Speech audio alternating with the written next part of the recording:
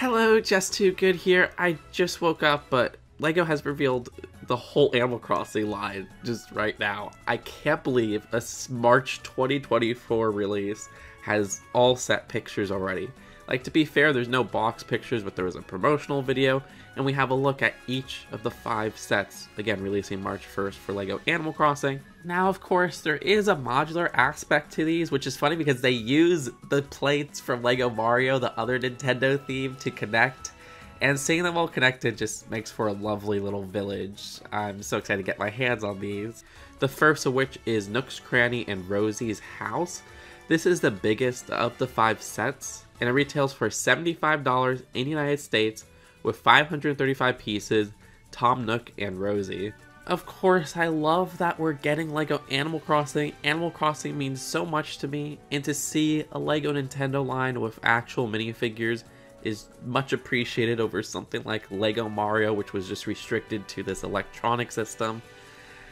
But looking at this right away, there's a few things that kind of bother me. First off, I'm kind of let down that this is a $75 set and we only get 2 minifigures. I guess these minifigures cost a lot to make with their new pieces and everything, but it just feels a little bit undervalued in that regard, and I wish this was loaded with a bunch more characters. Considering how many villagers and primary characters there are in the Animal Crossing world, it will take a lot of sets to get minifigures. And you'll notice that this is unfortunately a trend with the other sets, that they are very low on minifigures. Second off, and this doesn't bother me as much as that minifigure aspect, but these are open back houses, which, okay, I kind of expected that because, well, you know, it would cost a lot more money to have a closed back for these houses, like, say, a LEGO modular building. I guess this makes it easier for play as well. Little minor details, but the Nook's Cranny design doesn't have the sign writing at the top. That's a bit annoying. But anyways, for the actual design of Rosie's house, you'll notice that's the upgraded version from the outside. It's interesting how they did the roof there, which I was kind of wondering how they would do, but I was looking at the regular version, not the upgraded version. The design of this also has an orange tree at the front. Another thing I noticed is the side window right there, which, oh my gosh, yeah, that gives me so many Fabuland vibes, which Fabuland is this old LEGO theme that had also anthropomorphic characters leading it in a village setting, and that had a lot of different window designs that kind of went into the wall that look very similar to the windows in here, so I'm getting some nostalgia there and I'm very happy. You can actually alternate these with some other window designs included, which adds a level of customization. The inside of Rosie's house has a small bed. I absolutely love how they have a 2x2 print of tile for KK Bubblegum, which is like one of the best songs from the game. I'm sorry, I would jam out to that. You have a stove, a potted plant. Like, I'm glad the interior isn't like super bland or anything. It does feel like it has a lot going on without feeling too crowded.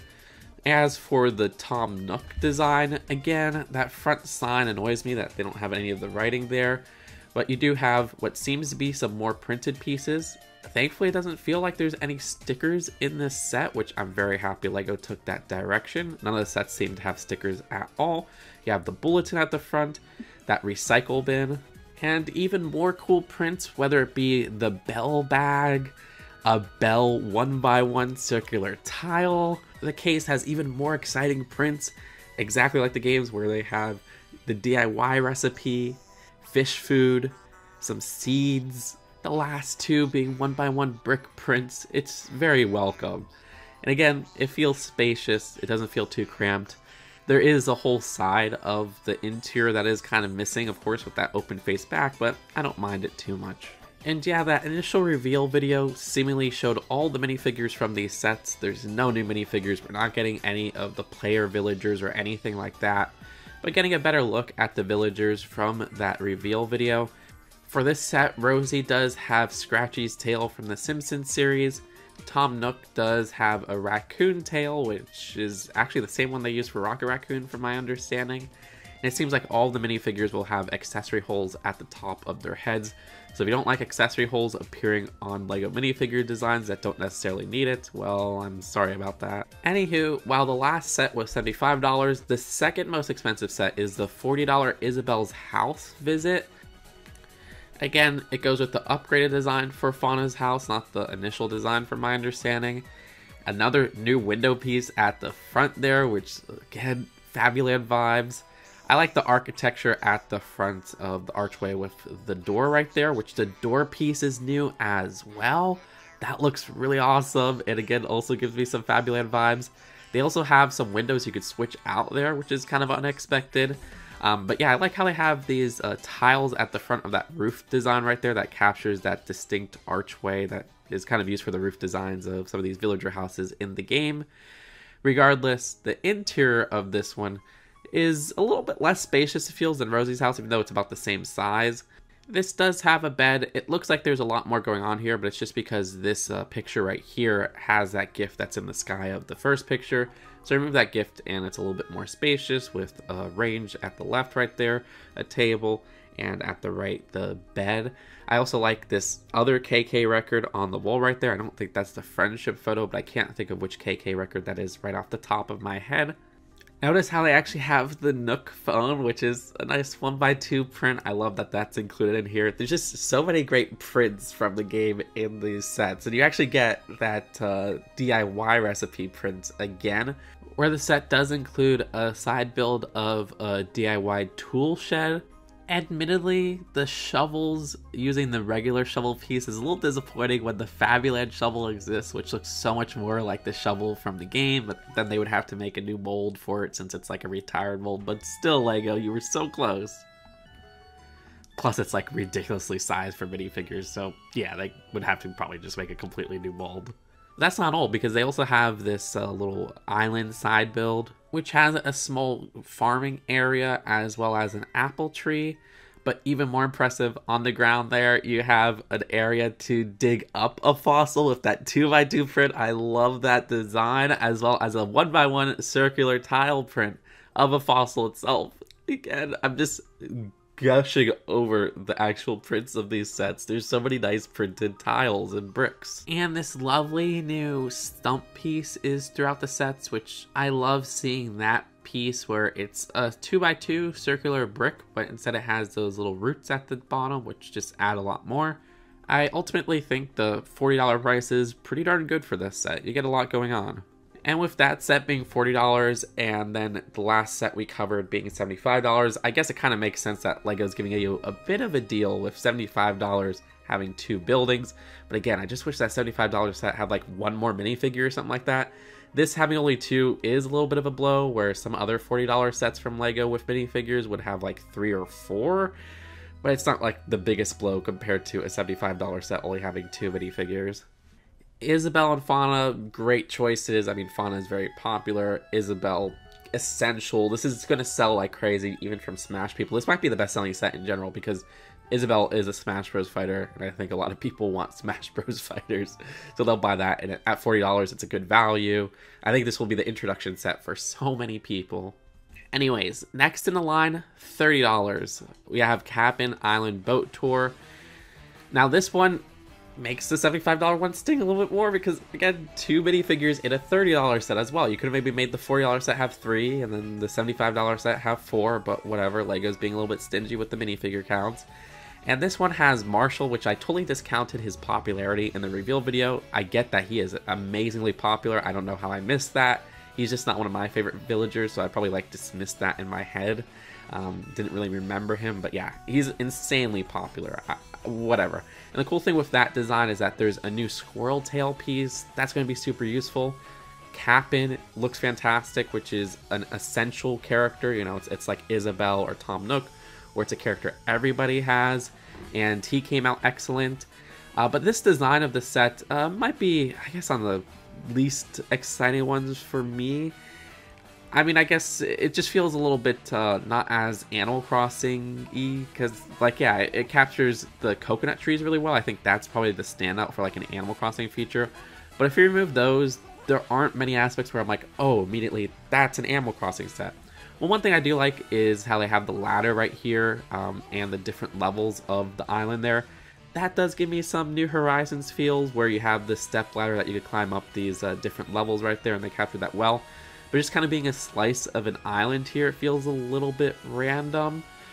The boat for Kapp'n, though, does give me Kapp'n's boat vibes, but it does feel a little bit cramped. I don't know, but you could fit too many figures on there.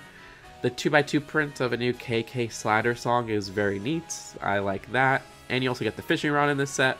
You get the return of that one hermit crab piece from the LEGO CMF series, so that's really cool to see. But yeah, I'm not super drawn to this one right away. Again, the best part is probably the minifigures. Now this set gives me some more Animal Crossing vibes, where it's $20, it's Bunnie's Outdoor Activities. This also has the second level of island there with the ladder, but you have the vaulting pole as well. I love that. I can't believe they put the vaulting pole in the set, but it makes sense. They have all the other tools and accessories throughout the sets. This one has the insect catching net right there. There's a little campsite right there, which is adorable. The campsite in the most recent game is where you'll meet new villagers who could potentially stay in your town. You have a cherry tree, which is one of the fruits of the game. So yeah, we have an apple tree so far, coconut tree, orange tree dispersed throughout the sets, and now we have a cherry tree, which is adorable. There's a butterfly print as well, which I believe is an existing print from some other LEGO sets. And I do like these little tree designs. If you look closely, there's even a tarantula. There's that 2x2 circular tile from the Isabelle set with the fossil hole, as well as a 1x1 circular tile with the fossil next to it. I love this set, and you get Bunnie as a minifigure, who looks absolutely adorable, but does not have a bunny tail piece. And then the final set is Julian's birthday party, which is the cheapest set at $15, so we went from $20 to $15. This is probably even more so like Kapp'n's Island, where this really doesn't give me Animal Crossing vibes. Yeah, they have little parties in Animal Crossing when it's their birthday, I get it. But this just kind of gives me vibes of like that Friends sub-theme where it was like the animals' birthday parties or whatever. It just feels like a birthday party small set. And I don't know, I just kind of wish there was maybe something a little bit more villagey, but again, it's not something that doesn't happen in the game. I get what's going on here, but yeah, this also has like the least prints out of all of them from Animal Crossing, but that's not to say there aren't any prints. For example, there seems to be a little bell print right here, which that's nice to see, but I think that's about the only print. Maybe I'm wrong though. Maybe there's something else. There's a microphone, which that's an existing LEGO piece. There's a cherry blossom tree, which that's really cool. I like that they include the cherry blossom tree throughout the sets. But yeah, just some gifts. And the most interesting, I guess, part for your city would be this street pole right here, which is not in any of the other sets, and that looks really gorgeous. The actual design of Julian looks cool though. No tail, unlike the other characters. The design of that molded unicorn head is really elaborate, as is the printing on their torso. And that's 170 pieces for $15, which is such a funny disparity because the last set, which was $20, has 164 pieces. So if you're a price per piece ratio person, you'll be a little ticked off by that. But I think Bunnie's Outdoor Activities is just a much better set for $20 if you ask me. So yeah, I mean, I love a lot of these sets. I think that some of them are a little bit on the weaker side, with the party one especially, but I guess it's the cheapest one. Again, I think most people are going to get introduced into the theme with the Isabelle set, where that's just such a popular character beyond Animal Crossing. It's a very solid set, might be my favorite out of the bunch.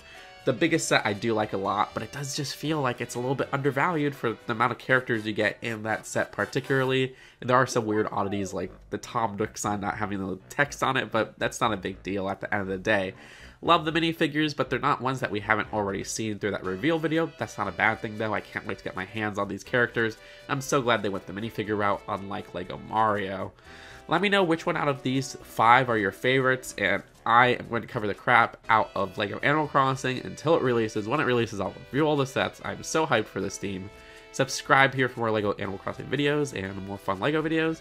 Seriously, with the messy algorithm and everything, pressing that subscribe button really helps out the channel, and thank you very much for doing that. But that's it for now. I'll see you later. Peace out. Bye.